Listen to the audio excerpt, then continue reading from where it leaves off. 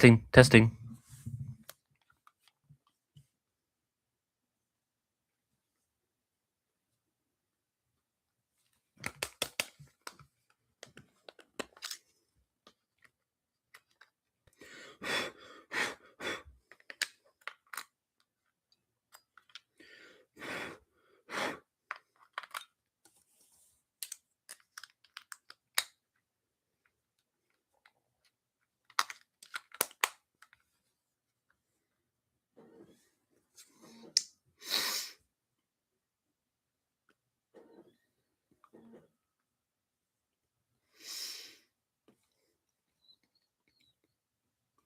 Hey, Drew. Good to see you here.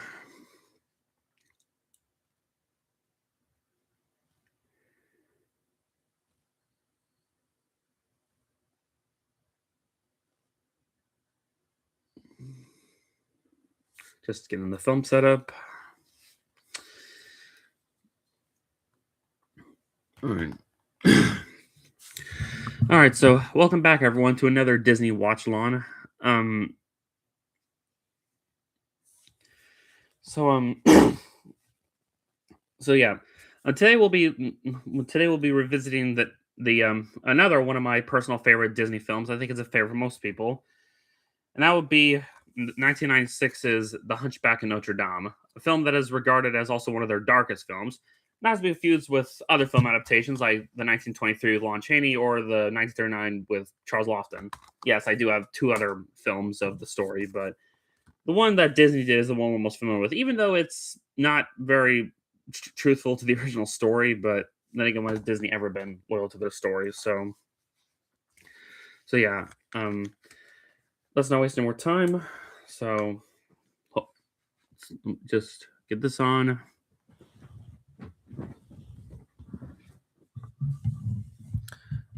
All right, my headset is connected. Let me just get affordable. All right, and we'll start the movie. Let's just. Okay, 3, 2, 1, play.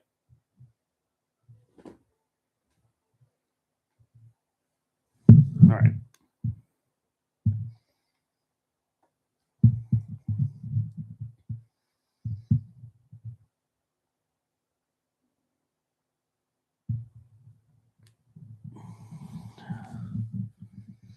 All right.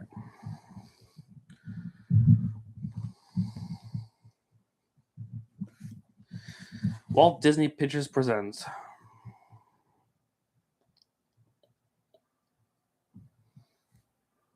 Gotta love the music that plays in the opening here. I love how on the back of my Blu-ray here it says yeah, I don't know if you it says two magical musical masterpieces. Yeah, I think that quote's only right for one of those.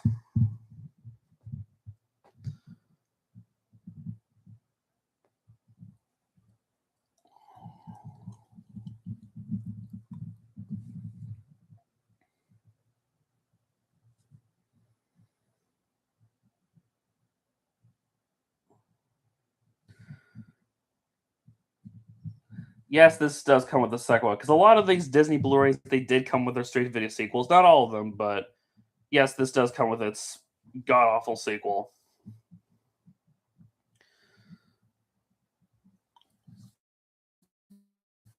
Which I think when people talk about the Disney straight video sequels, the common consensus, I guess, is that the second one is considered the worst of all of them. Which no arguing there.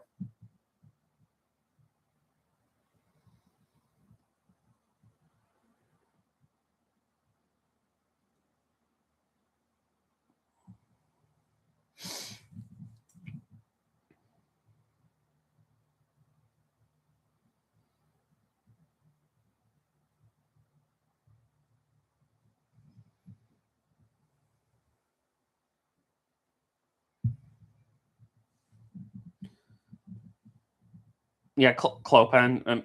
In another universe, Clopen could probably make for an entertaining villain, maybe.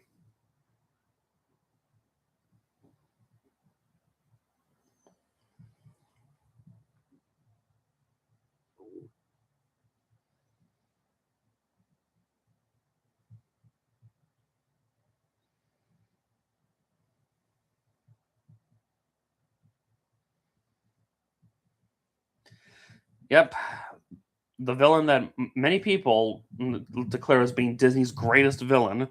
At least both Jamboree and Shifrell's Productions labeled as the number one best Disney villain.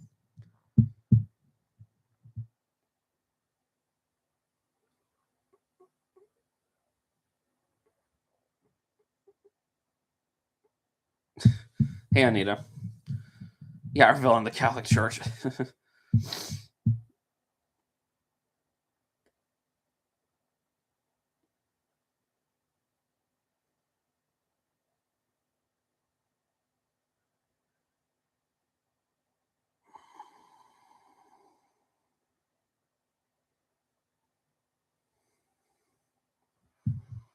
I know, yeah, Tony J.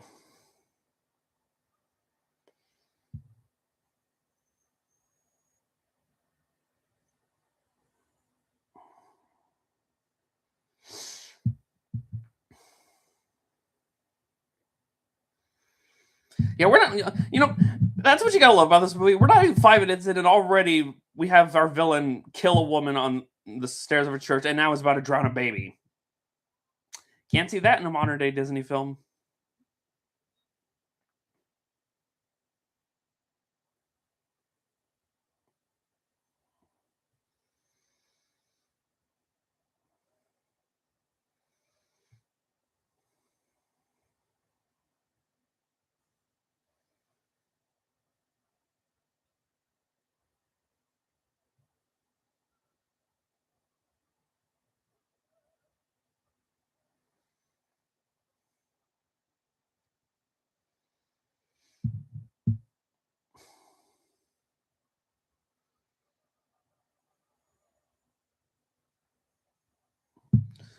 Yeah, I know Tony J would later play Shere Khan in Jungle Book 2, which, as bad as that film was, that is a pretty good casting choice.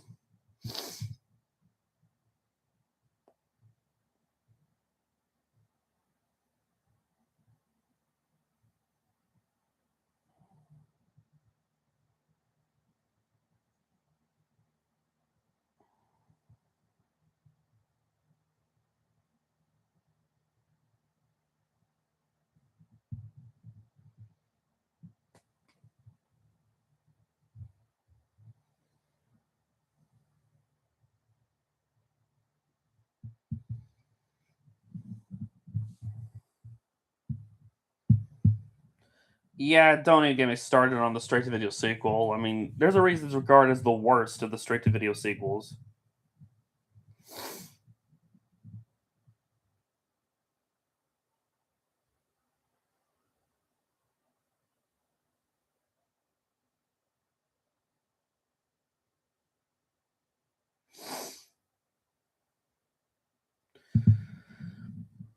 Yeah, I know Kirk Wise was one of the directors. He previously did Being the Beast and would later do Atlantis Lost Empire.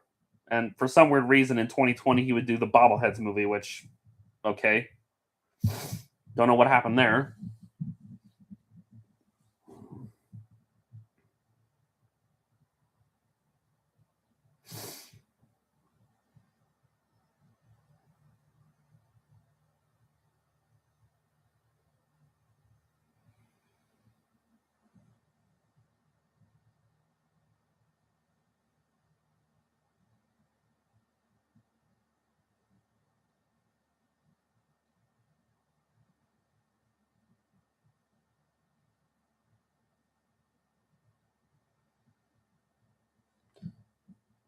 I remember when I was a little kid when I saw the first trailers for the movie, they really advertised this one scene a lot with Quasimodo and the bird. I honestly don't know why. I mean, I get it's the first scene we see of Quasimodo, but I don't know. It's kind of strange.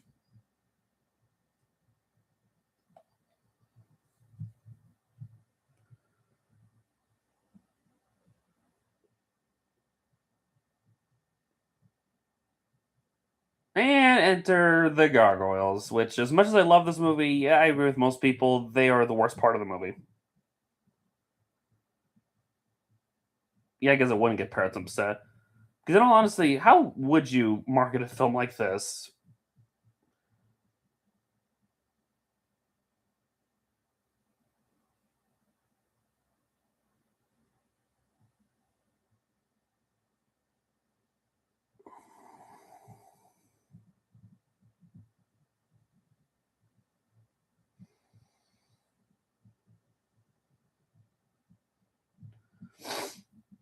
Like, I'm not saying they're the worst Disney characters ever. It's just that I don't know. I feel like their humor just really clashes with the dark tone of this film.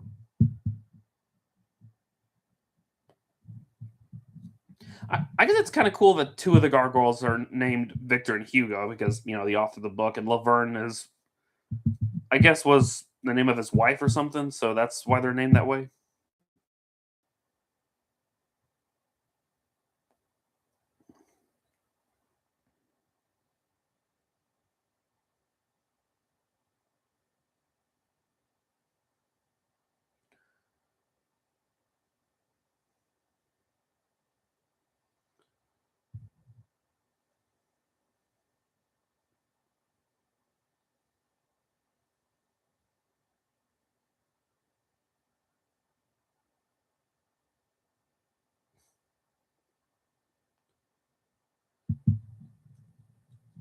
Yeah, I know. Jason Alexander voicing Hugo, which is it's a shame because Jason Alexander can be really funny, whether it's his role in Seinfeld to Abbas Mall, so or Duckman. But in this movie, I just feel like his talent is wasted.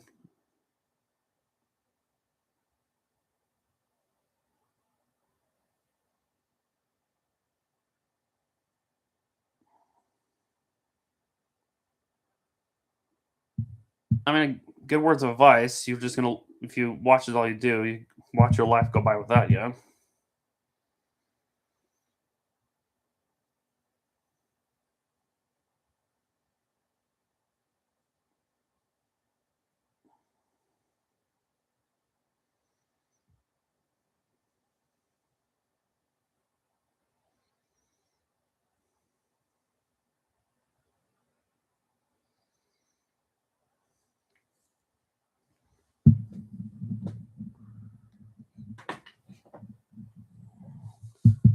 Yeah, the film's opening is great.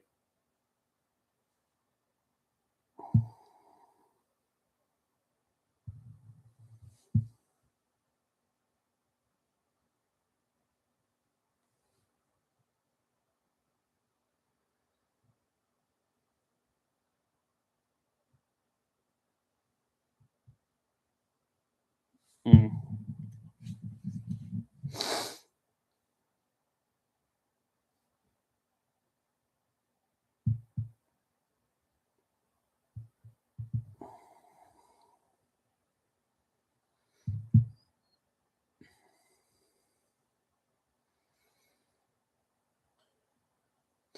There's always been a debate whether the gargoyles are alive or not. Yeah, I know it's all fun and games until the parent shows up. Yeah, I know that. I know that feeling.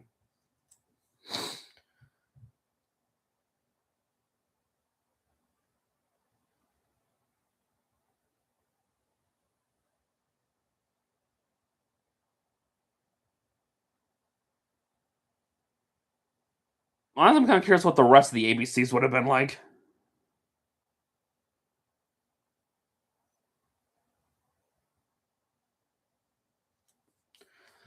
It's just people debate whether the gargoyles are real or they're just part of Quasimodo's imagination. Considering that later we see the goat sees that Hugo is alive and that the gargoyles do aid Quasimodo in the battle, it's pretty obvious they're real.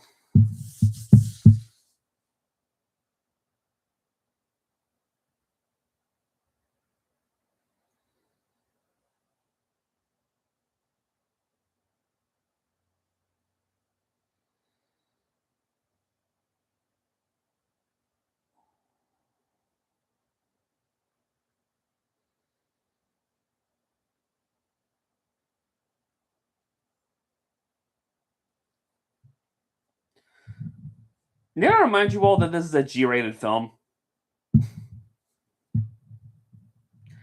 Oh, what Disney got away with back then.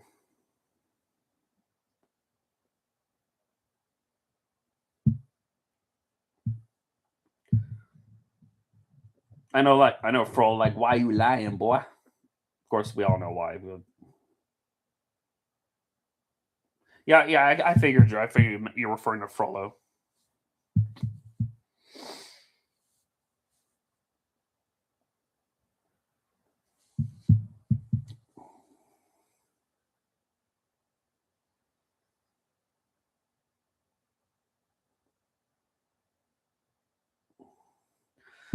Call me crazy, but I don't really see Quasimodo as that ugly. I mean, I don't know, maybe it's because the animation just makes him look, too friendly or something. I don't know. It's just I've seen other film adaptations of the story that make Quasimodo a lot more shapen, but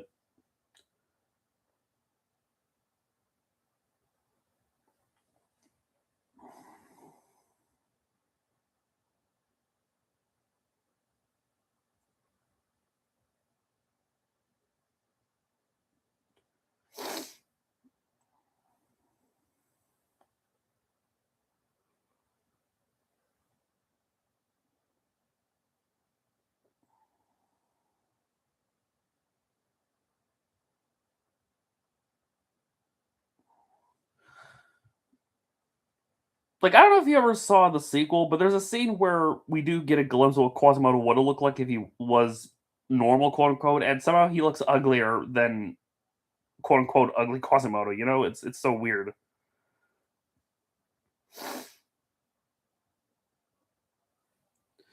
Yeah, I'm not surprised this film has a pretty high budget for a Disney animated film of the time, considering how long it must have taken to animate like the bells within Notre Dame or just the design of Notre Dame. It's like this might have some of the best looking like animation backgrounds of any Disney animated film.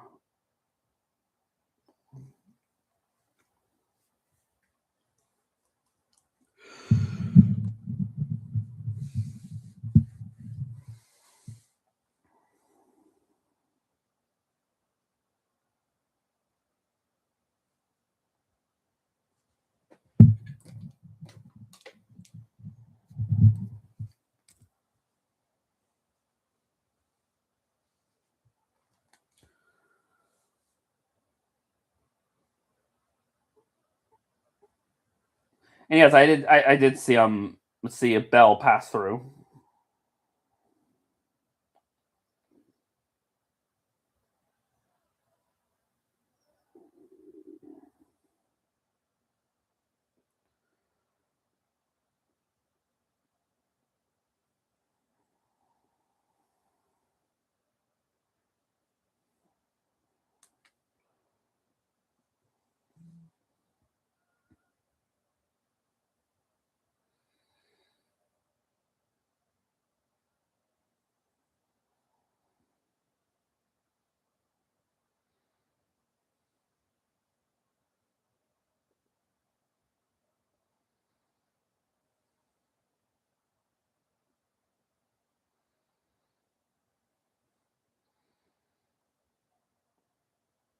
Clearly, the stone gargoyles are strong if they can hold him. So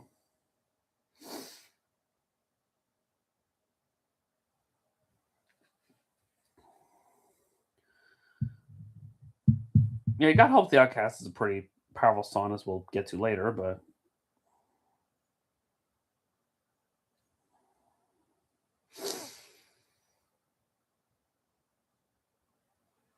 yes, I've seen her trivias.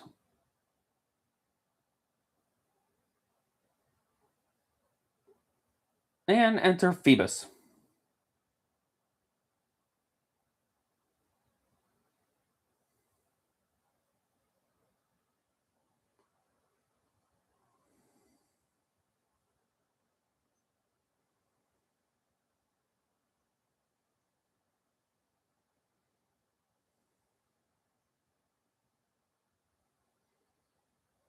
And of course, Esmeralda, who I'm pretty sure most of us boys is another one of those Disney ladies that we had crushes on.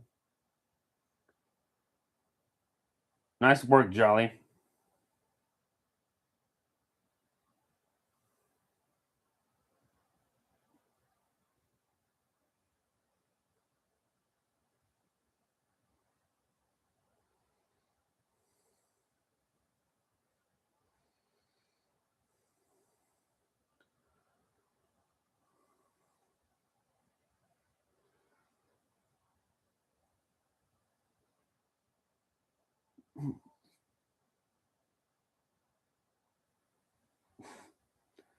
Yeah, I know, right? One of the guards is voiced by Patrick's the starfish.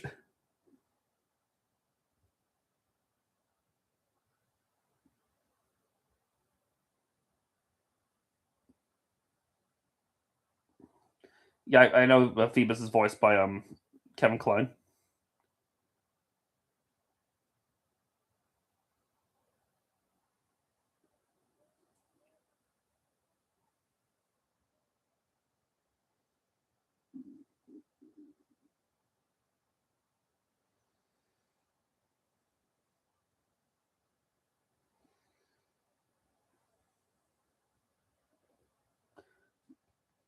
Really, Phoebus? Is that the reason why the horse is named Achilles? You can make that joke. The Palace of Justice.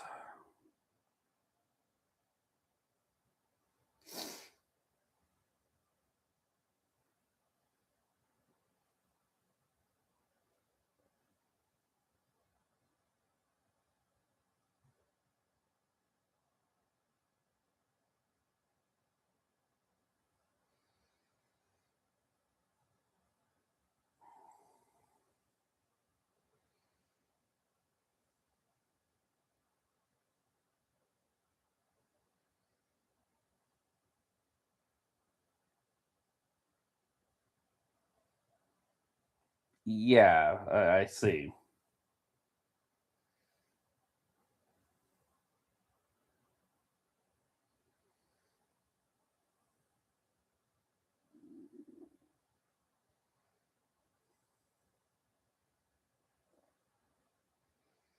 I did see Belle, so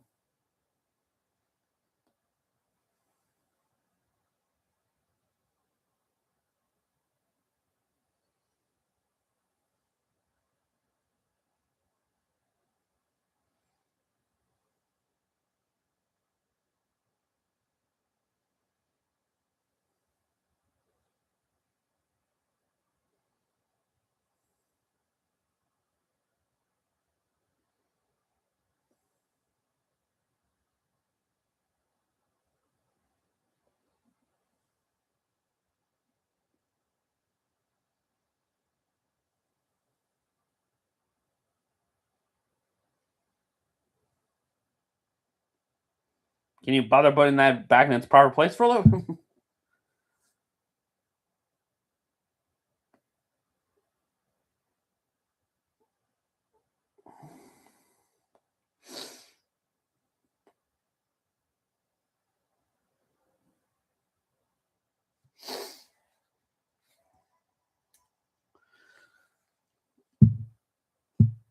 And comes with a big money making song of this film, or at least this is the song I remember they marketed a lot when they revealed the when they did the trailers for this film.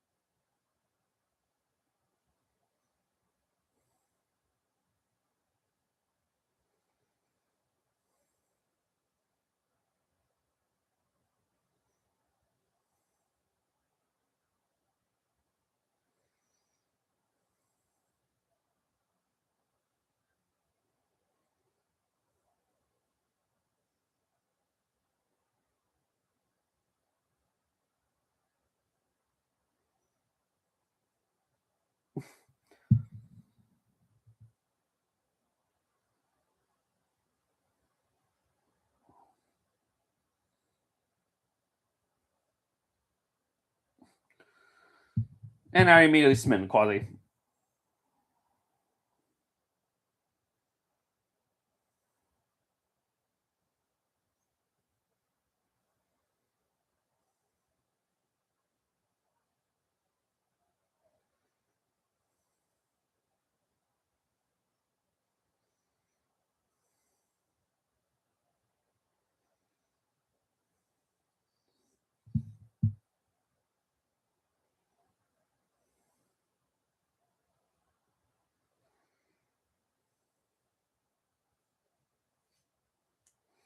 Yeah, Clubbin's definitely a character, colorful character.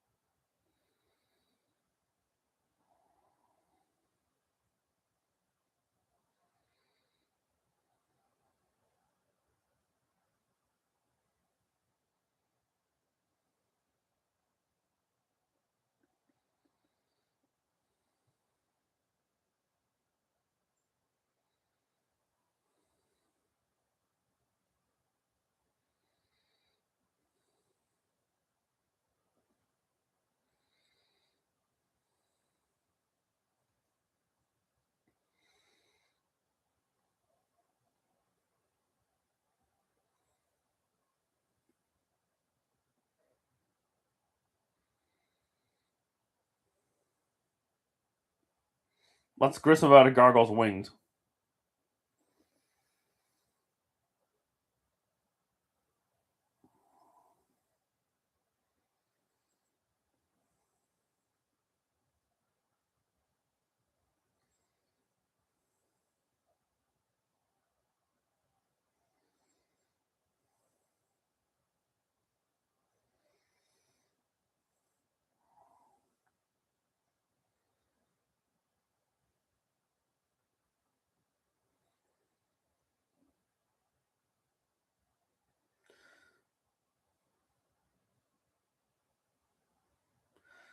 So, how does everyone know about Quasimodo? I mean, I know it's been 20 years, but like, surely, I guess someone must have met him during that time, but spread the word.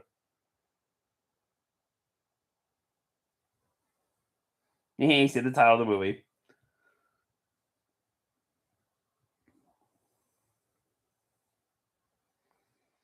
Also, I noticed that some of the people in the crowd are CGI, which looks,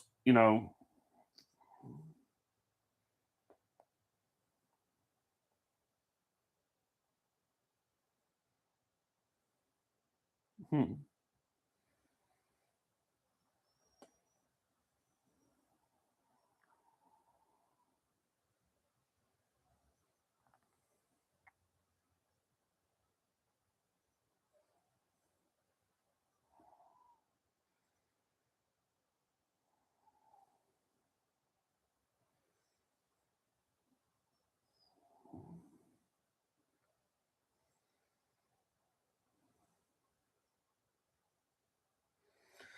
it's nice so far, but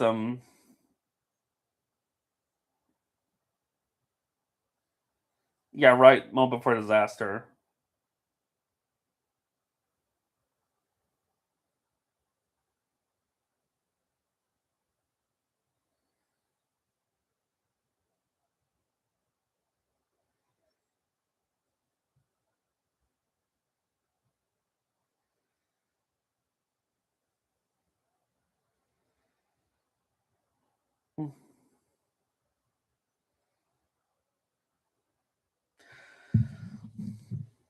So apparently, this is like I never read the book, but I guess this is something that does happen in the book, but it doesn't happen until another later on in the story. That they just combine these two scenes together for this part.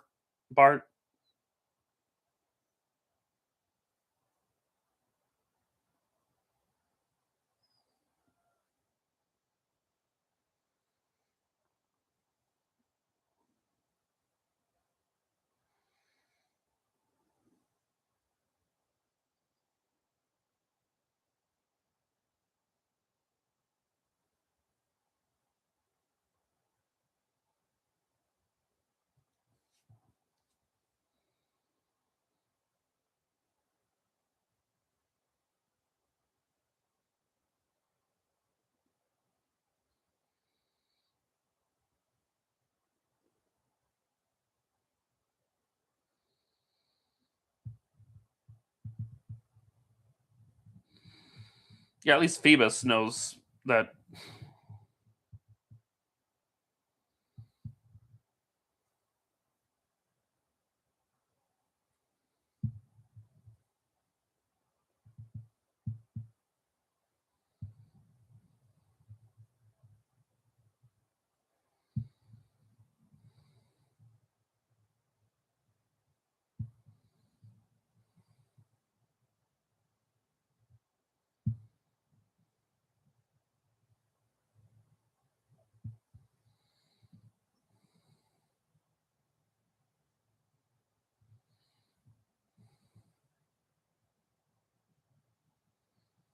Mm,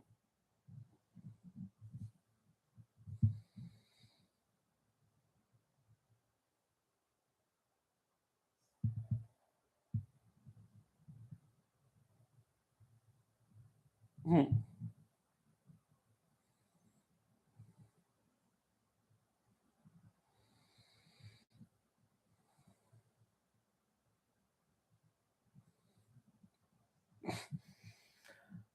Those guards really fell for that trick.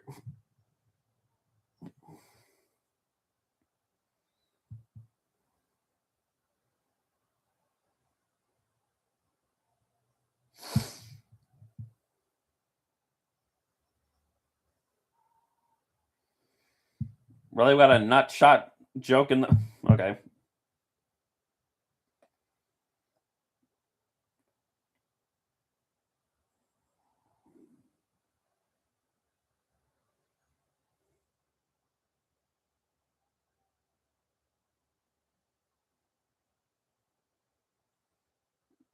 I don't know about that. We're all thinking the same thing, Phoebus.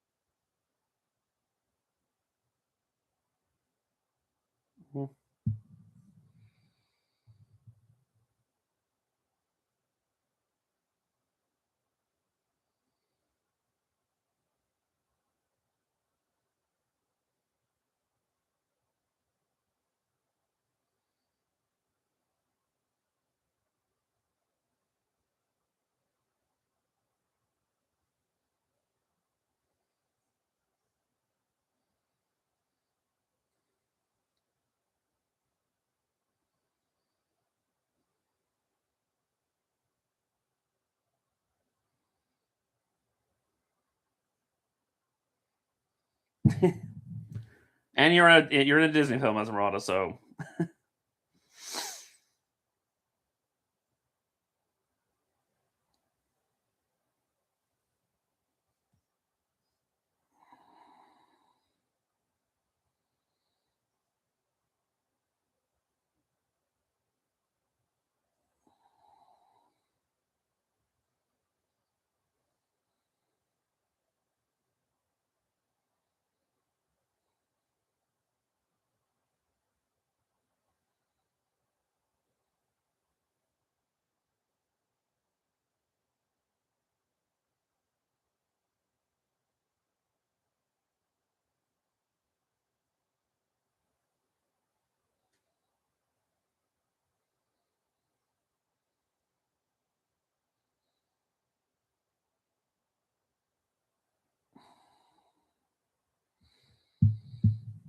yeah, a child that we do not want to acknowledge. Consider how obnoxious he is.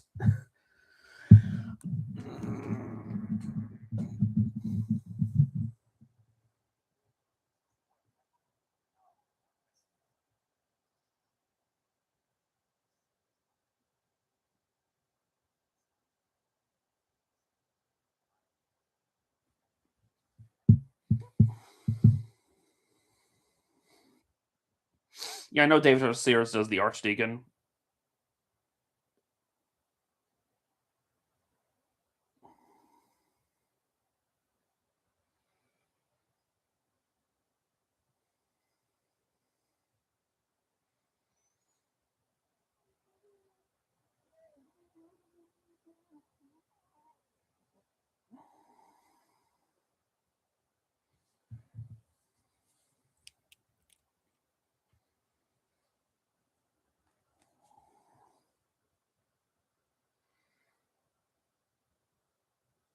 Creep.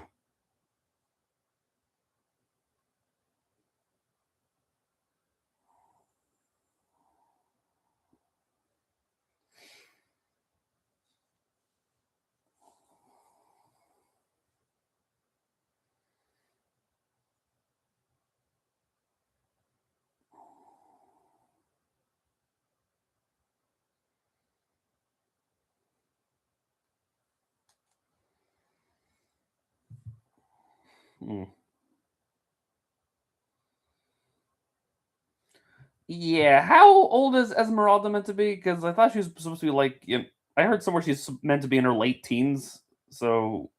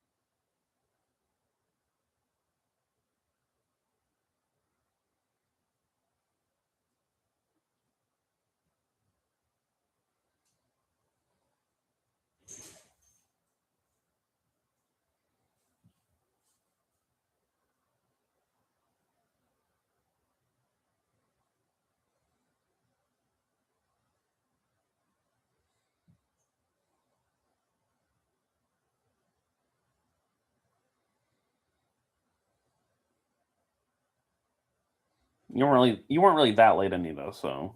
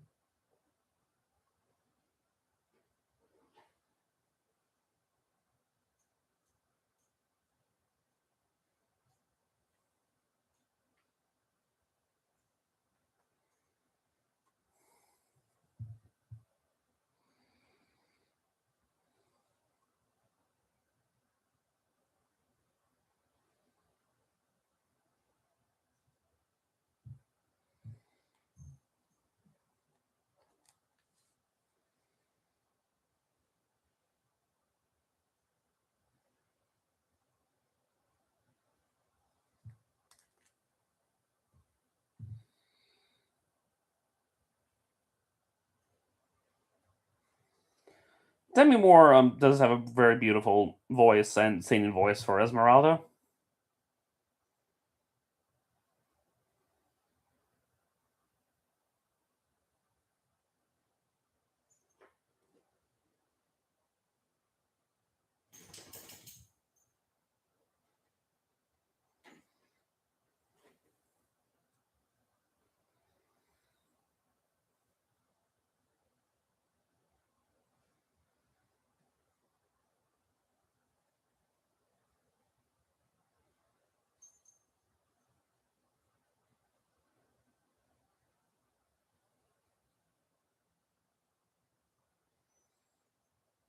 Yep.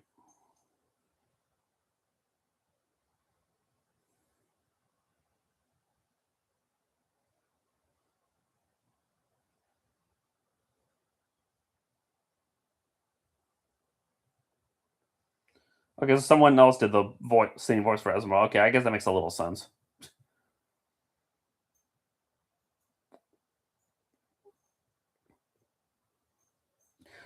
It did occur to me. So Hugo, for some weird reason, is hitting on Esmeralda's goat Jolly. But the thing is, didn't isn't Jolly a male? Just saying.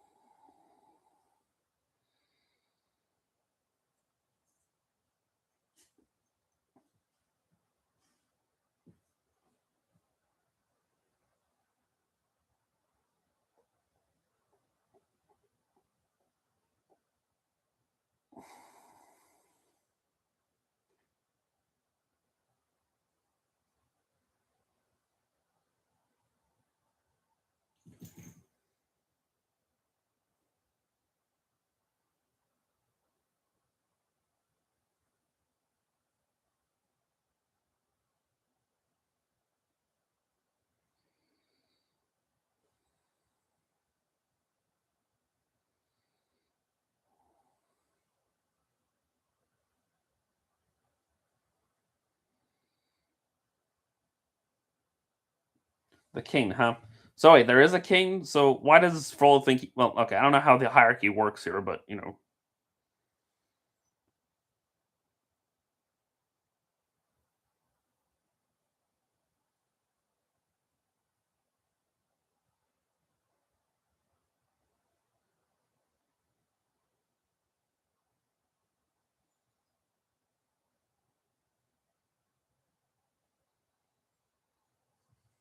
mm,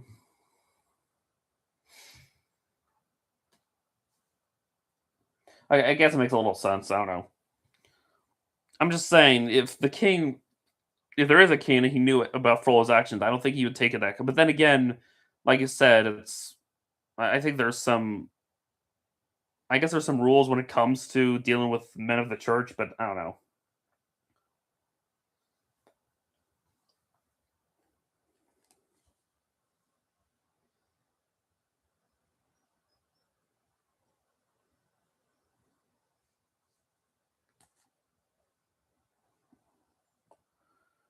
What do y'all need money for?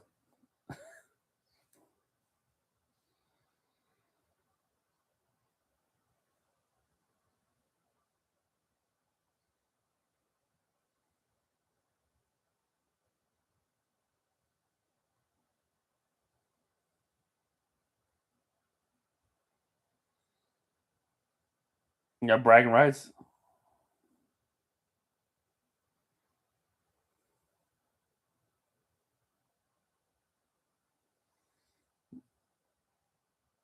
No, and you're doing it anyway.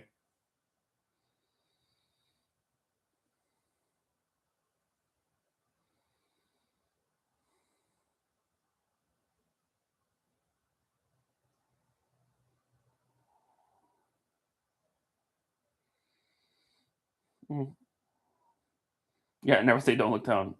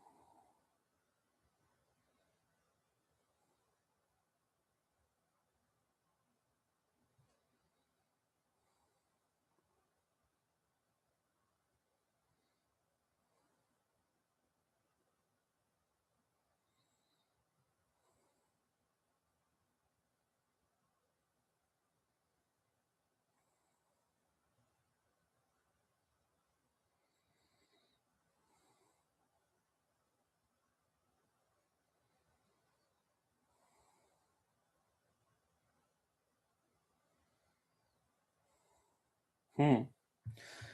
And now, for the first time in his life, Quasimodo's smitten, even though we all know how the story goes.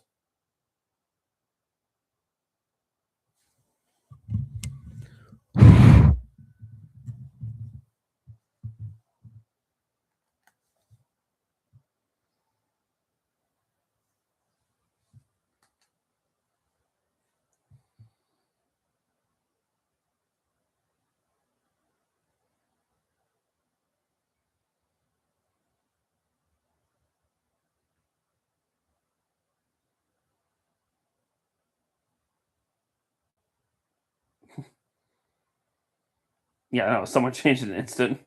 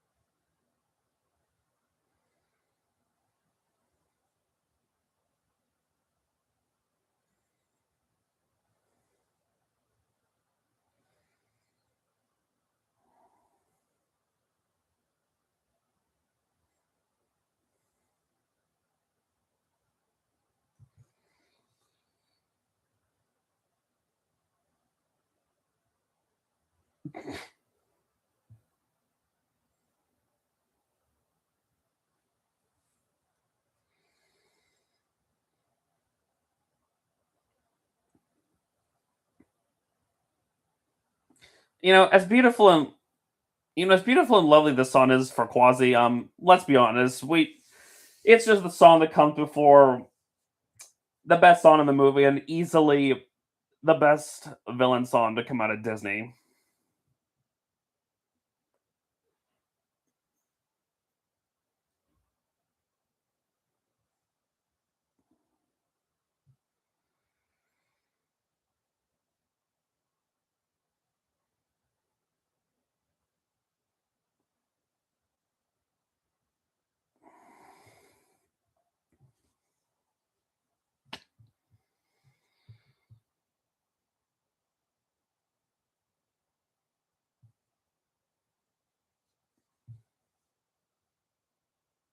What, you think Hellfire is overrated?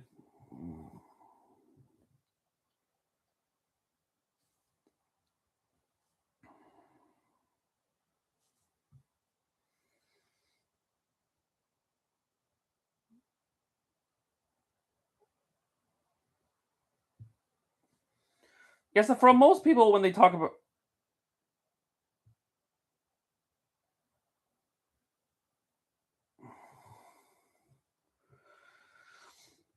I mean, I think for most people, whenever they rank villain songs, not just Disney, but just villain songs in general, this is usually regarded as the absolute best, at least in the top five.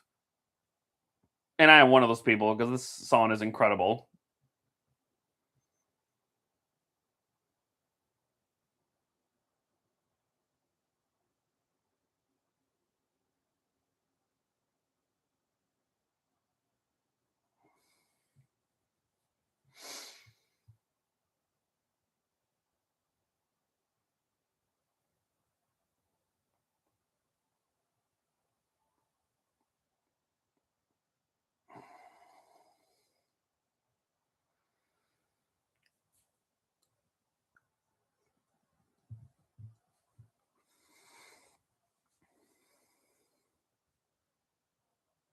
You have to admit the imagery and the lyrics for this go really hard for a Disney film.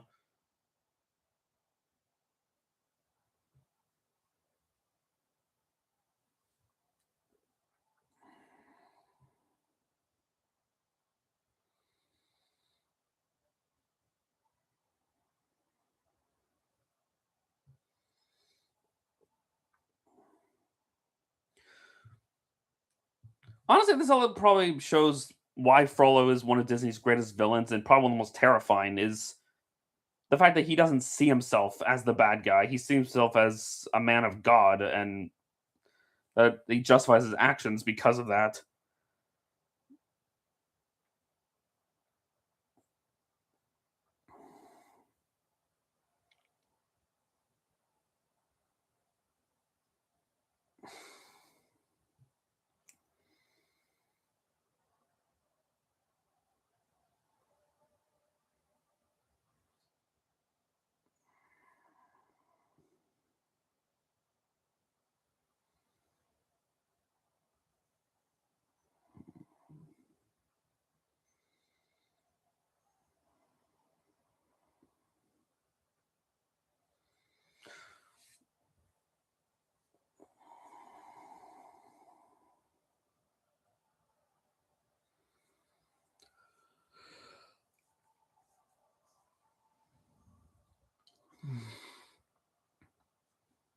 Just epic.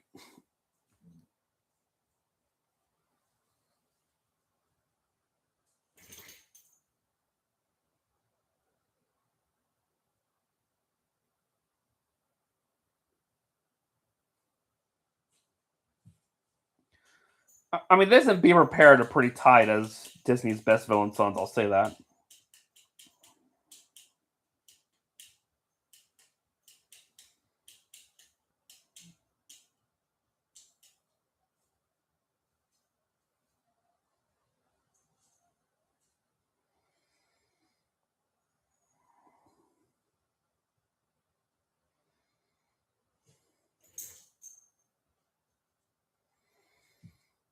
Yeah, Phoebus clearly isn't liking this.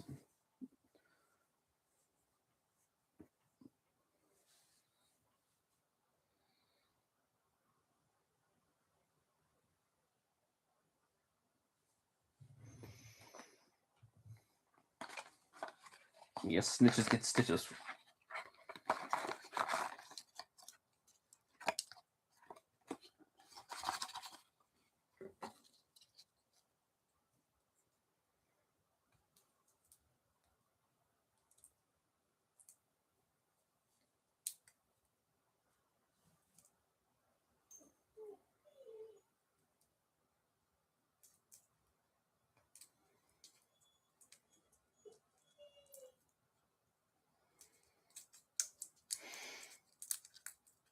Mm,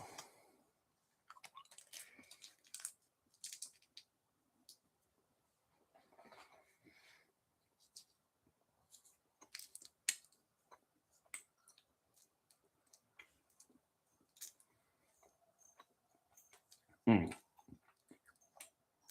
Yeah, I know, right?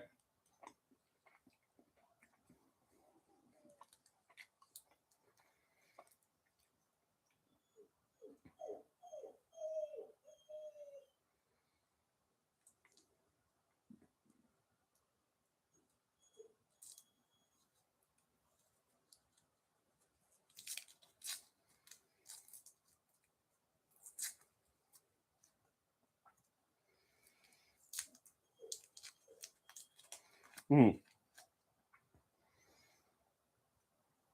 Yeah, I know, right?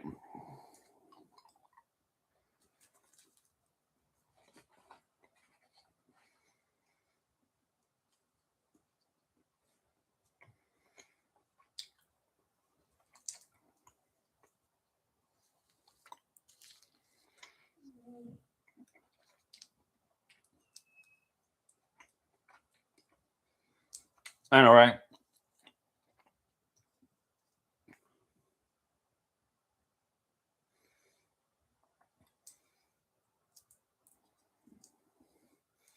Man, she was able to take off his armor real quick. And holy cow, that you know, This scene right here implies that Frollo's burned and probably massacred God knows how many people right here.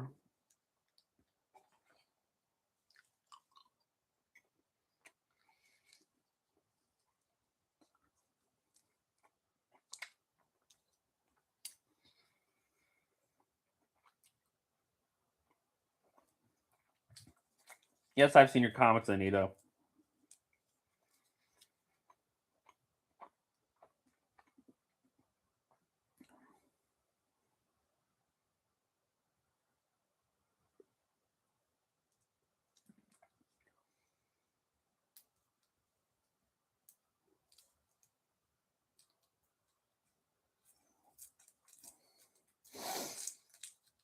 I know, right? Stone face.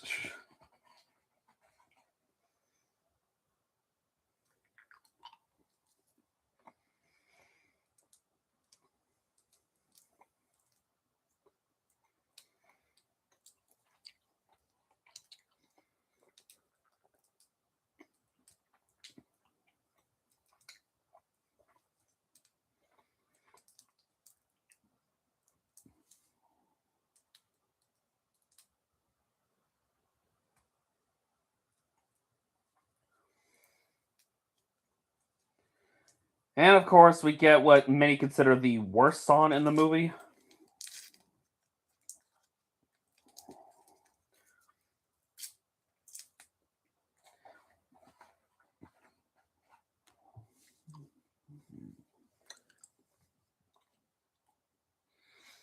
And yet they also advertised this song back when this film first came out.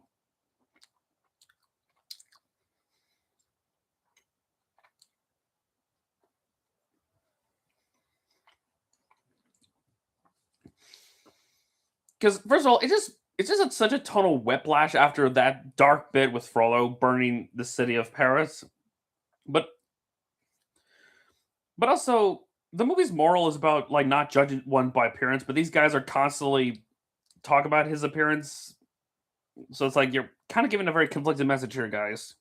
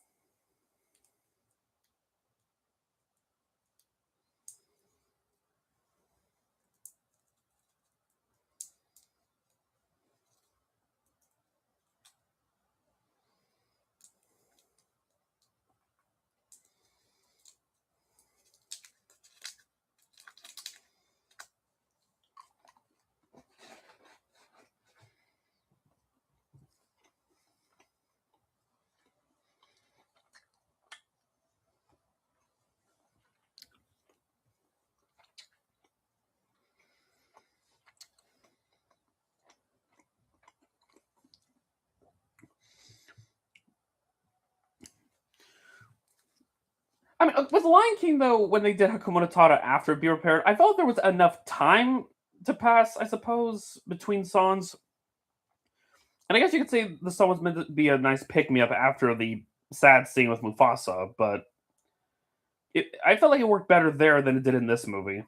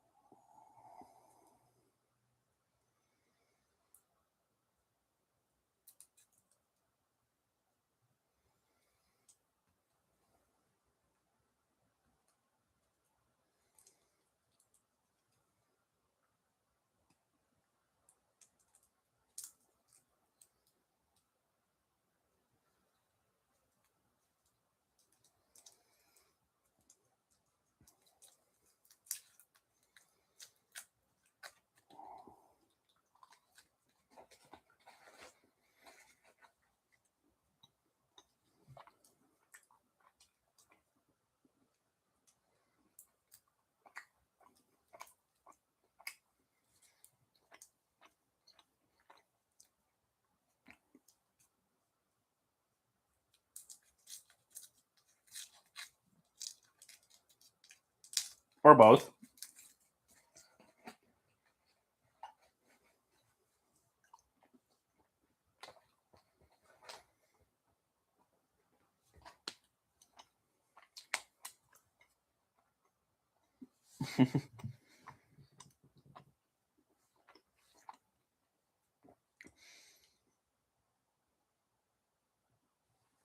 A lot of people are really upset that Quasimodo didn't get Esmeralda in the end. But the thing is, I think what people tend to forget is from a narrative standpoint, it does make sense she would end up with Phoebus because where Quasimodo views her as an angel and Frollo views her as a demon, Phoebus views her as a human, the way she should be viewed, not as angelic or demonic, but just a human being who has flaws. I mean, granted, would I wish the two had better chemistry? Yeah, but I know. Because what Quasimodo really needed is people to accept him for who he is and not judge him based on his appearance.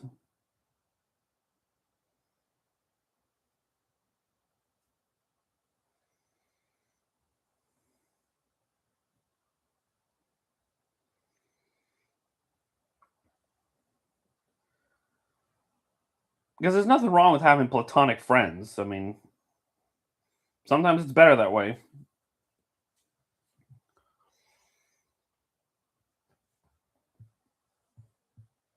And of course, the sequel came along and ruined that.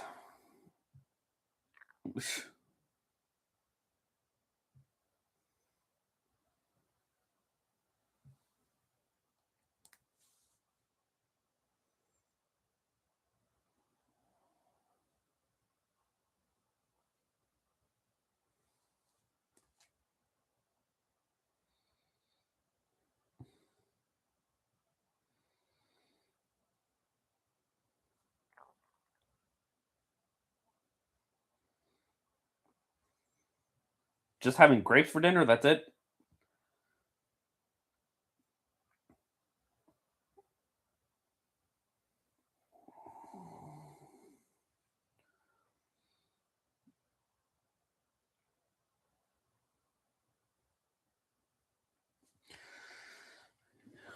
As evil as Judge Frollo is, somehow he's still more likable than Judge Turpin from Sweeney Todd.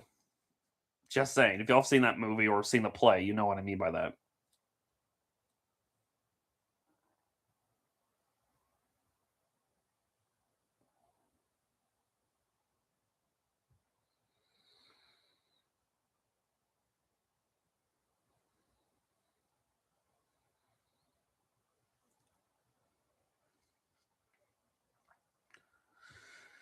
Great movie. If I ever do the Tim Burton films, we'll have to watch that film. But yeah, Judge Turpin played by Alan Rickman. Holy cow, is he a monster? Like it makes Frollo look like a saint. I mean, you could argue Frollo commits more atrocious acts, but gosh, I don't know. That's a tough one to sell.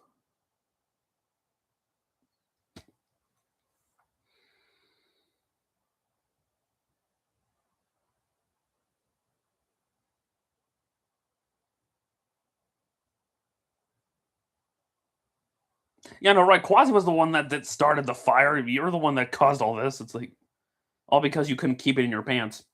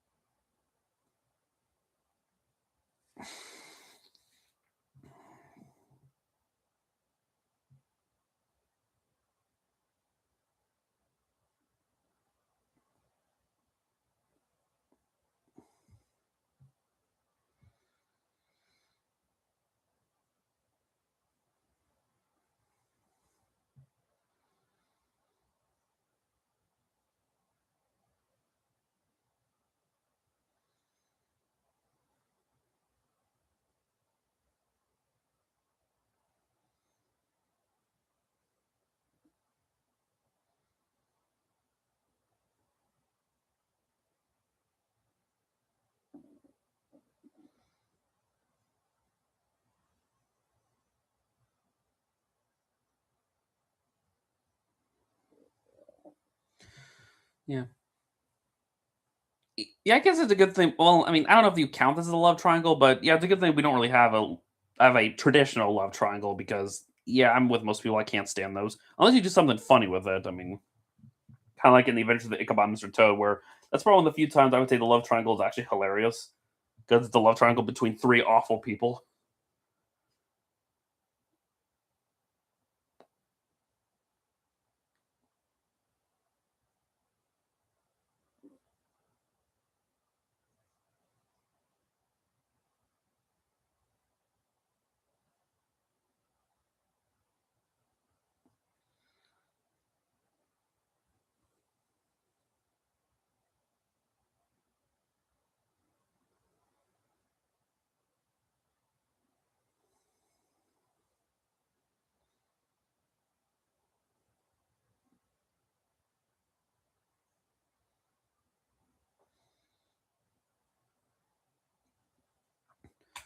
Yeah, yeah, I know people do crazy things for those who they love.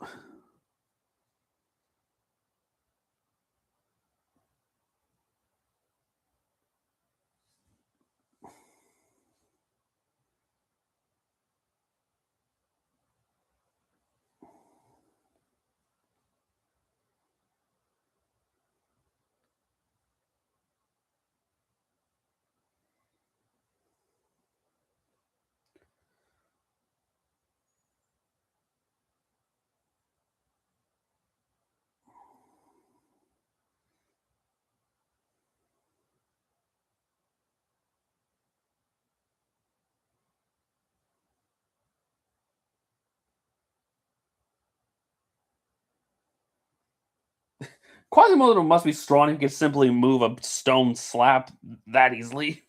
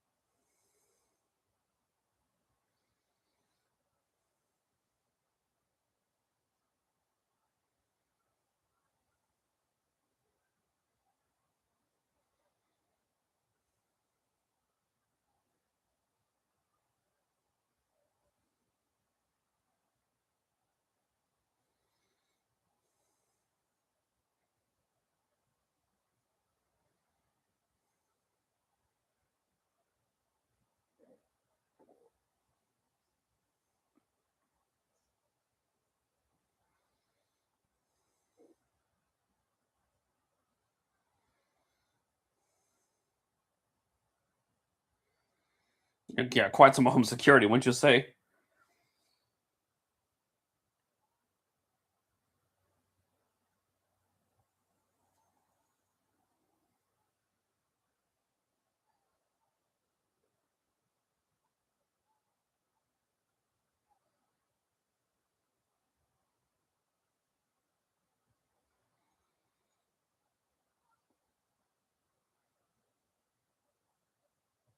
Hornets indeed, just as bloodthirsty as hornets.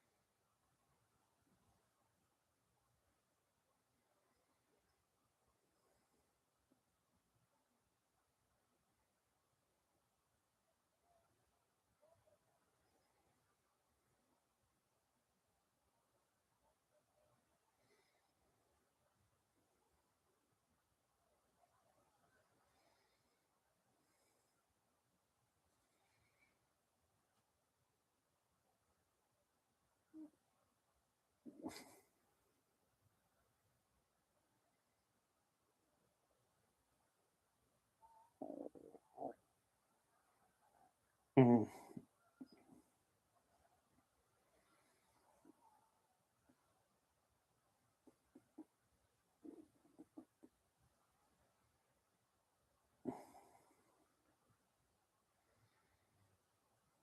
Or at least, yeah, this world's version of the cops. Guess I haven't seen your comments.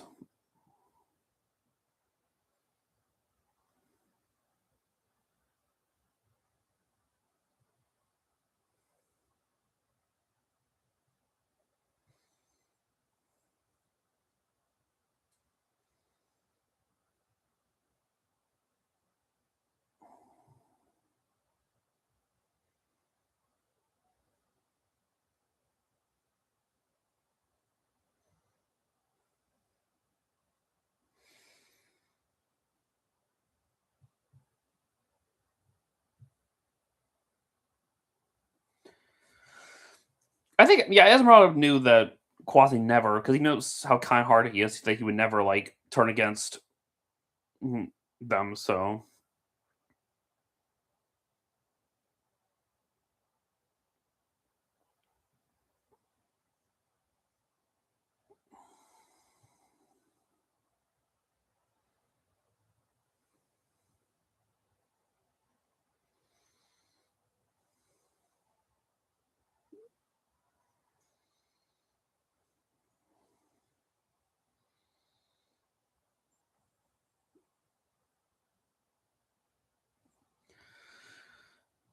again, you know modern Disney would not get away with this. So the villain here basically either choose me or become my sex slave. Like, really?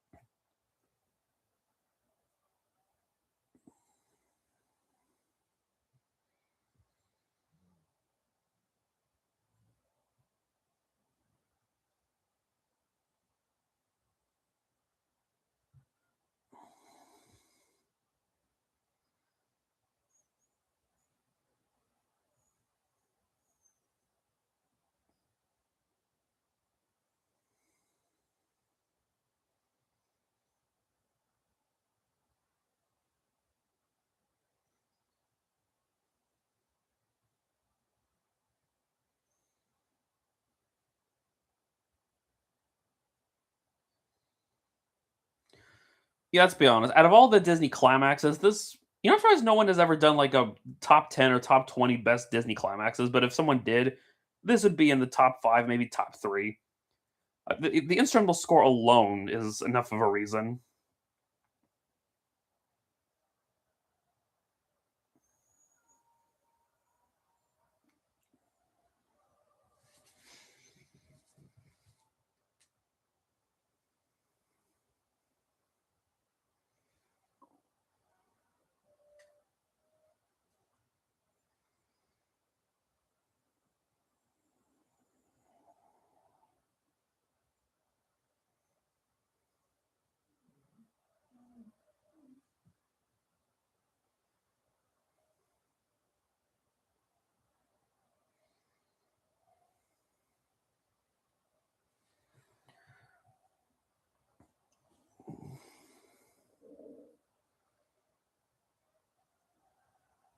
It must have been a really long rope.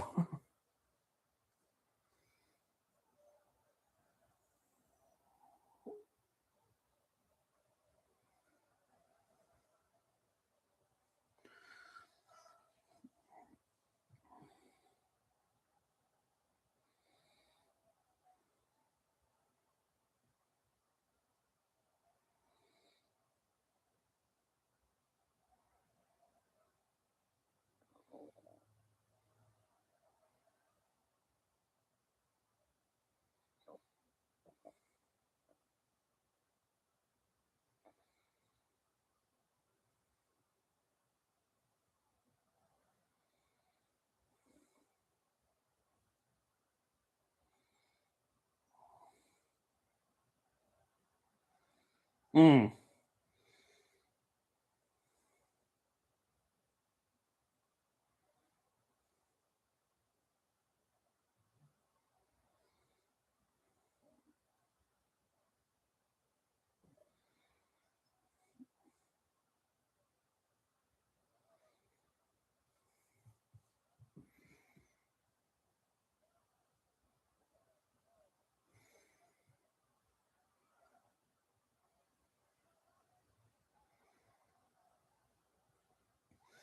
It's a revolution.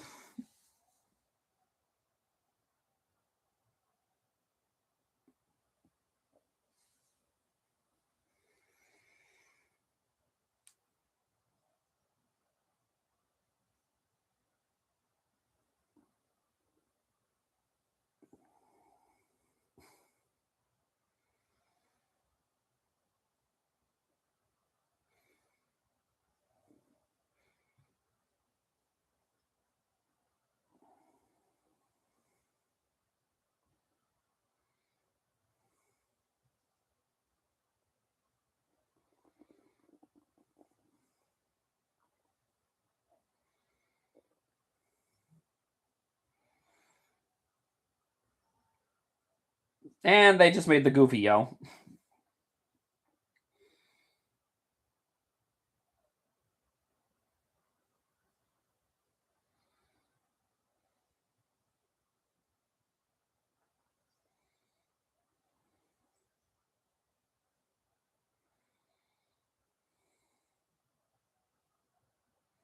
The one way he was a catapult.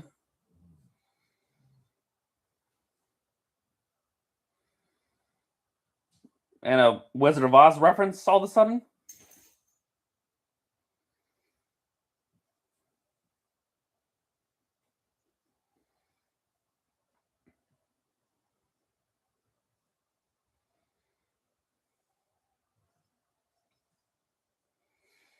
Mm.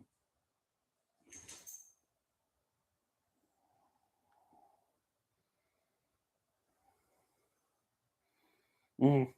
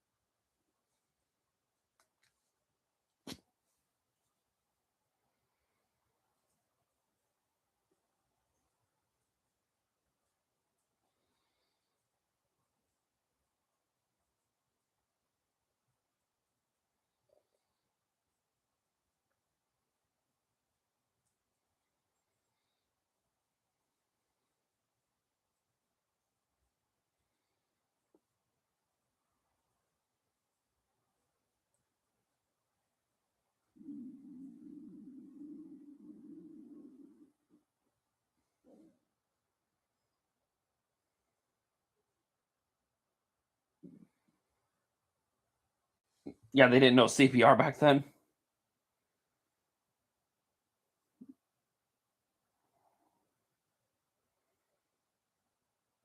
Yeah, I'm aware this is based on the book, and it's still surprising Disney wanted to adapt this story of all things for their family audience, considering how dark the original story was.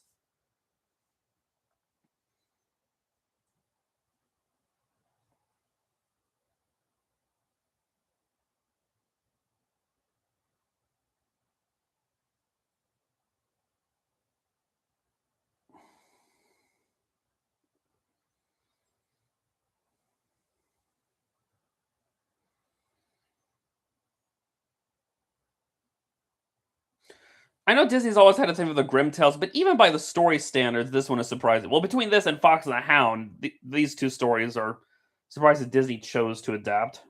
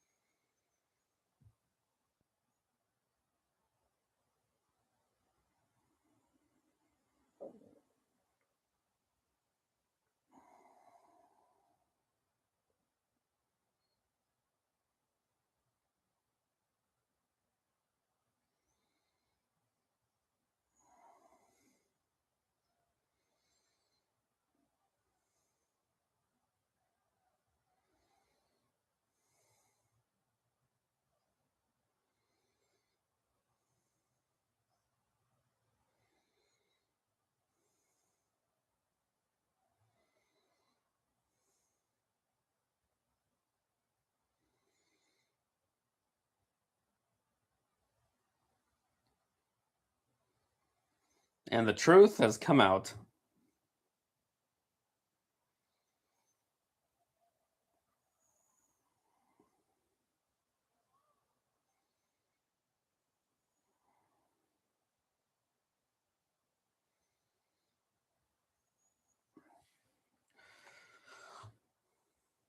Yeah, I am not your father. Some people question why Quasimodo doesn't just drop Frollo right there, but I think it's 'cause Quasi is just, I guess, too good of a person to do something like that. I don't know.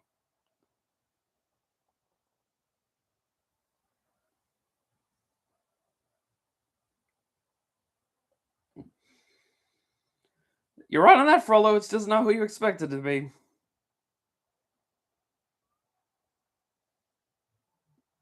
So much for Stone not able to talk, huh, Frollo? Gotta say, what a grim way to go out too. He falls from his death, get crushed by that stone pillar, and burns alive. So,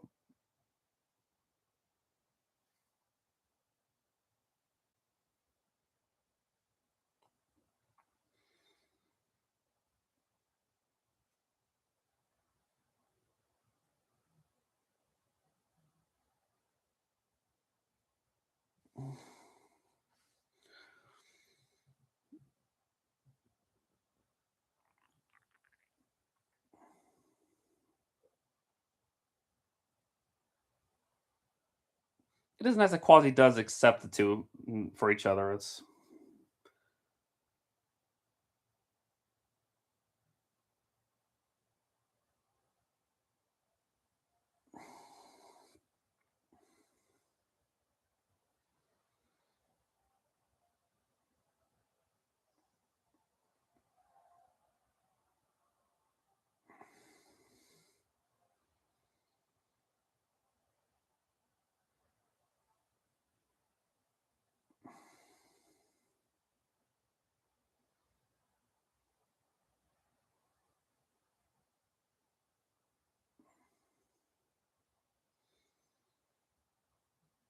I know, right? They clean up fast after. I mean, the door to Notre Dame is busted, obviously, but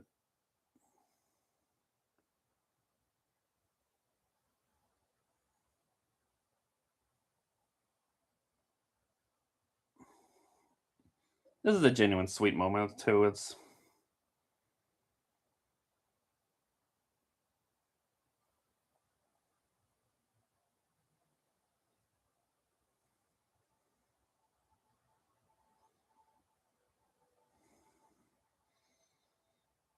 Quasi is accepted amongst the people.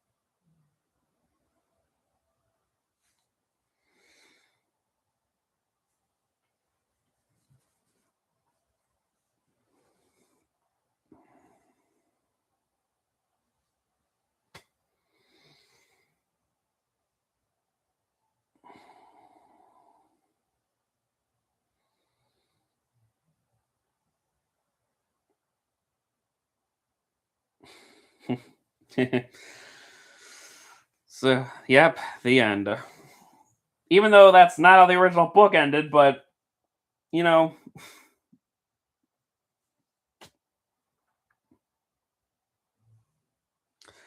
so yep, that was the Hunchback of Notre Dame, or Disney's take on it.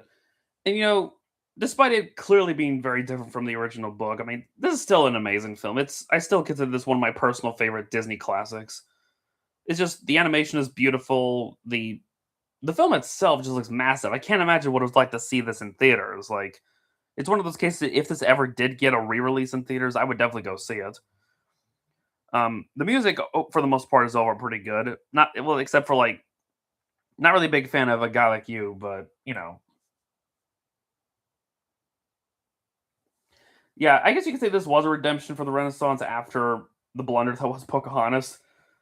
I mean, then again, from what I said, this movie wasn't a huge hit when it came out. At least it wasn't that it got mixed receptions by critics and audiences. But nowadays, people have seen it as a Disney classic and one that deserves to be ranked amongst one of their best. I mean, like I said, the gargoyles are definitely the weakest element, but even then, it's not enough to hinder the film completely. I mean, this is still for me, it's still a 9 out of 10 movie. It's just because of them, it would if it wasn't for them, it probably would be a 10. Or at the very least, had they made them actually funny, or maybe they made them as just part of Quasi's imagination. But and I can only imagine what it'll be like when Disney decides to remake this in live action, because it's bound to happen eventually. I mean, which I'm really worried what the live action remake will be like, considering this movie deals with themes of like corruption of the church and lust. Either they're gonna tone it down or they're gonna do something so blatant, like say, "Oh, religion bad," even though that's not what this film is. It's not saying religion bad. It's just saying that there are people who use religion a as an excuse to commit really horrible acts and want to say, "Well, it's for you know, just want to use it as a justification for their actions." But I don't know. We'll wait and see. I mean, I've heard rumors that Josh Gad would play Quasimodo, and the actor who played the 12th Doctor and Doctor Who would play Frollo, which I guess isn't a bad casting choice, but I don't know. I'm just worried what Hellfire would be like. Either they would completely remove it out of the film, like they almost did with Be Prepared in The Lion King 2019, or they would keep it in, but it'd be a really botched version of it.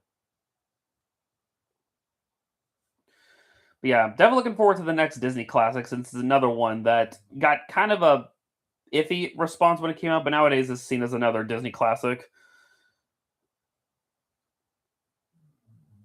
Yeah, Olaf and Chuck. Um, if they do remake this, I wonder if they'll keep the gargoyles, or they'll remove them. I don't know. I don't think many people would be that upset. It wouldn't be like when they removed Mushu in the Mulan remake.